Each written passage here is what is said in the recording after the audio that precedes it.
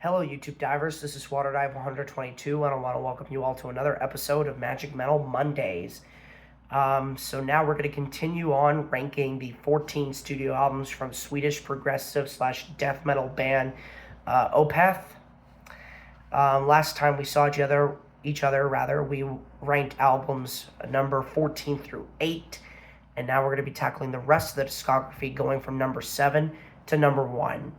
Now, I will preface this saying that pretty much all of these albums that we're going to be talking about were really since Last Will and Testament in the previous video could all be interchangeable because, in my opinion, these records are so consistently good. It's really hard to rank. So, let's go ahead and get this party started. Coming in at number 7, we've got the band's sophomore studio album, Morning Rise, from 1996. So this record is also pretty interesting because this record only has 5 songs, but all of them are over 10 minutes long. So literally, this album is just nothing but non-stop epic songs. And I love my epic songs. If you've watched my channel for a while, I love long epic songs. And yeah, every single track on Morning Rise just takes you on a journey. Every song is atmospheric. Every song is evil. Every song is just so unbelievably good. All 5 songs on the record are amazing, but I'm going to have to go with 3 tracks as being my official favorites. So we've got The Night in the Silent Water, which is just one of the most gorgeous songs this band has ever released. No debate whatsoever. Then you have To Bid You Farewell, which is just so depressing. It really reminds me of what Anathema were doing in this time. It really reminds me of with Anathema, My Dying Bride, and Paradise Lost. Really just captures that absolutely dreary atmosphere, and I love it. And then we have my favorite song on the record and the longest song from Opeth, the 20-minute long Black Rose Immortal. This song just literally sums up this entire album. Everything I love about Morning Rise is present on Black Rose Immortal. So if you want a small taste of what Morning Rise is like, go listen to Black Rose Immortal. It is one of the best epic songs in all of progressive metal, and that's saying something because some of these next songs on these next albums are just out of this freaking world. So let's buckle in, everyone. So Morning Rise comes in here number 7.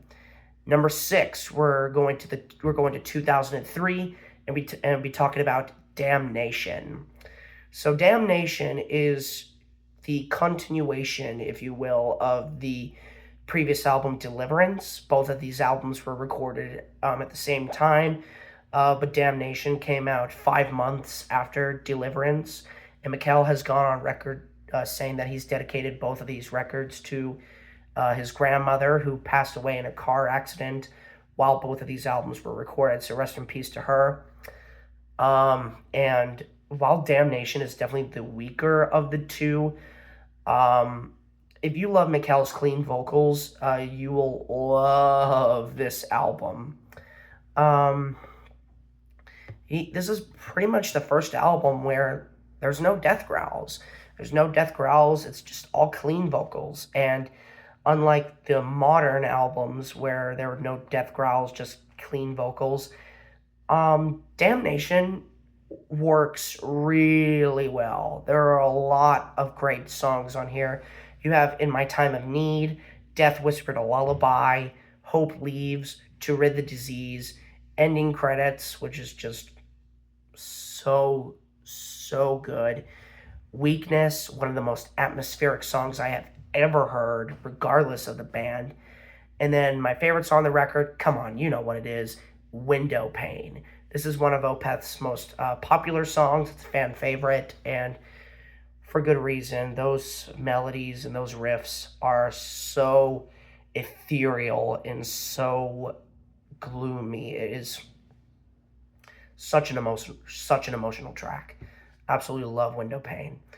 But yeah, overall, Damnation, a very, very good album. And it's almost a masterpiece. But we're going to get into the top 5. So here we go. So number 5 might be a little bit controversial to some diehard Opeth fans. We're going to be talking about the 1999 album, Still Life. Now, I know this is one of the band's most beloved albums, and for good reason. All the songs on here are pretty much flawless. From here on out, all these albums I consider to be masterpieces. Still Life is no different. I just like the 4 other albums ahead of it a little bit more. But this holds a lot of the band's standout tracks. Moonlapse Vertigo, Godhead's Lament, Serenity Painted Death, and then 2 of their most iconic songs, the opening epic, The More, and the absolutely beautiful 8-minute mini epic, Face of Melinda. This is, without a doubt, one of the best Opeth songs ever. And if you like Mikkel's clean singing, then Face of Melinda is the perfect song for you. I absolutely love Face of Melinda, one of my favorite Opeth songs ever. But yeah, overall, Still Life, masterpiece. But we've got 4 masterpieces left, so let's strap in. So number 4 is Watershed from 2008. In many ways, this is kind of the last classic record from Opeth, as they will release Heritage after this record and then be on their little experimental area. This is basically the last album until the last Will and Testament to feature growling vocals, and what a way to go out. Like with Still Life, all the songs are absolutely flawless. There's not a bad song on this album. You have Hex Omega, Heir Apparent, The Lotus Eater, Porcelain Heart, and then my favorite song on the record has to go to Hessian Peel, which is, excuse me, another, one of my favorite Opeth songs of all time, and another part of the endless amount of fantastic epic songs from this band.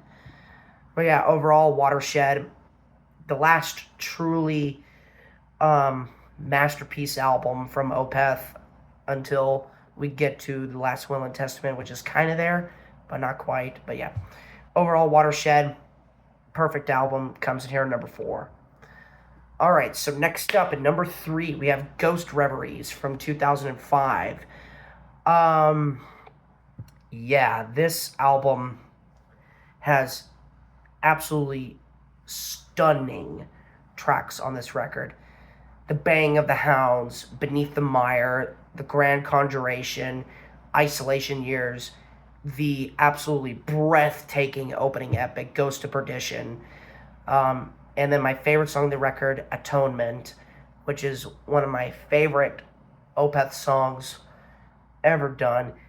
Ghost of Perdition is also a major competitor there, but at the end of the day, Atonement, I got the most enjoyment out of on this record. But yeah, what more can I say? Ghost Reveries, another fantastic masterpiece tier level album from the band. Okay, so these last 2, where oh where am I going to rank these 2 absolute masterpieces? This could be a little bit interchangeable, but here we go. So number 2 is the 2002 album Deliverance. If you're going to follow up an amazing record that was Blackwater Park, how are you going to do it but make another masterpiece?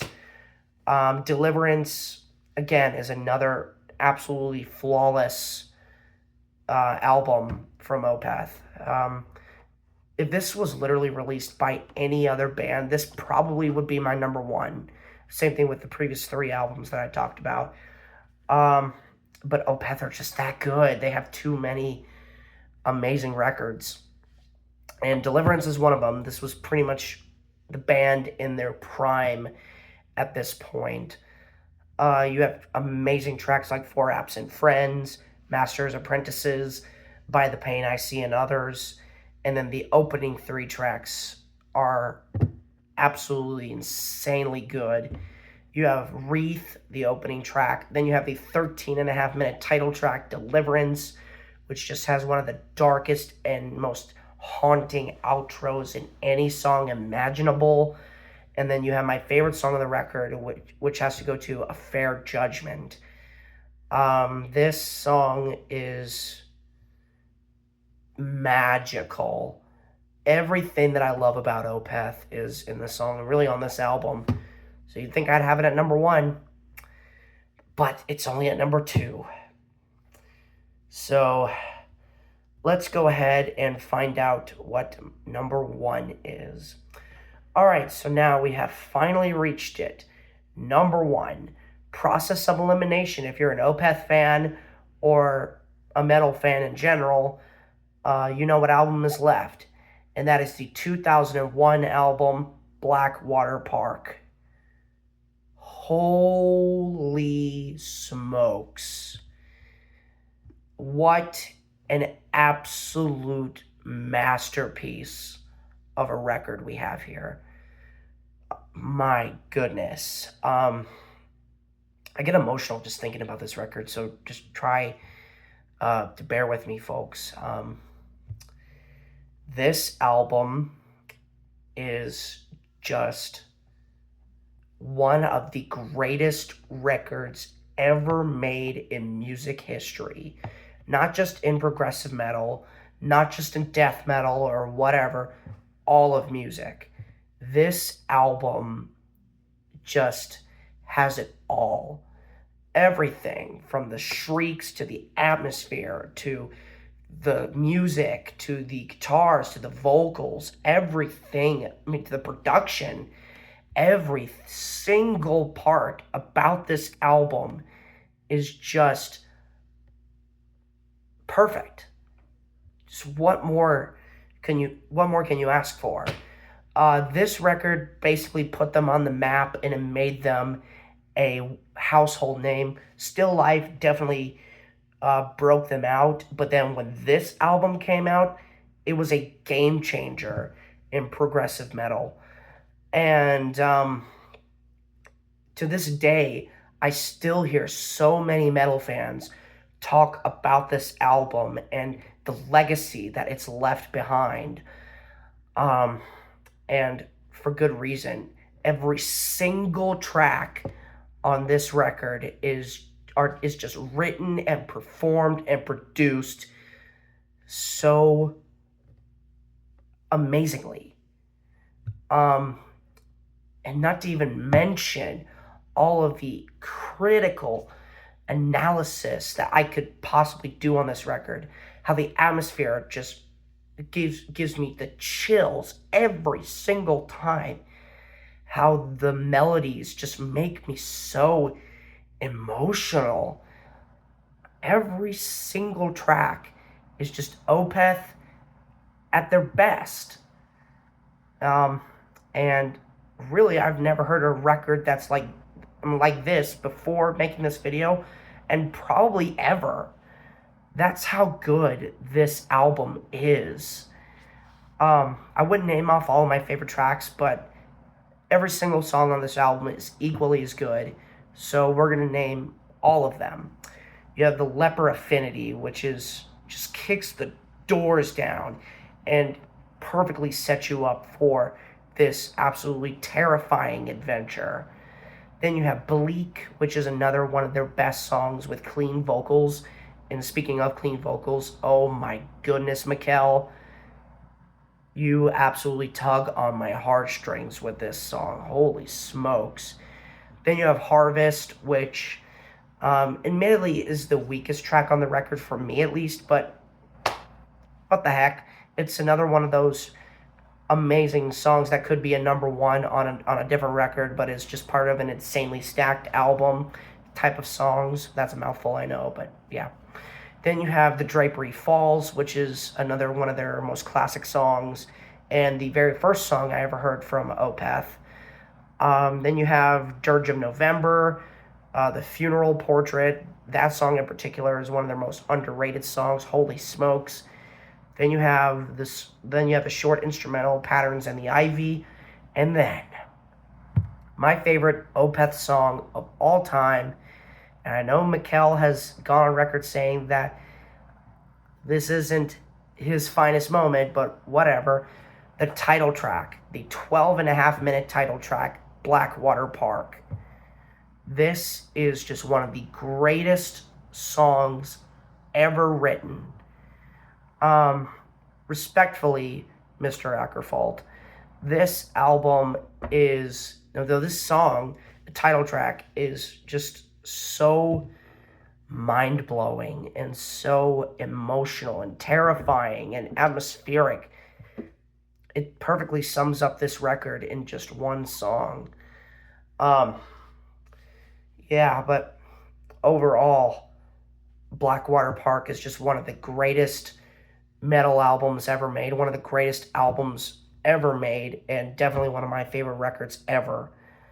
So, with that said, that concludes this edition of Magic Metal Mondays. Thank you so much for watching, my fellow YouTube divers. This is Water I 122 signing out, ready to dive into more fun on YouTube. Thanks for watching.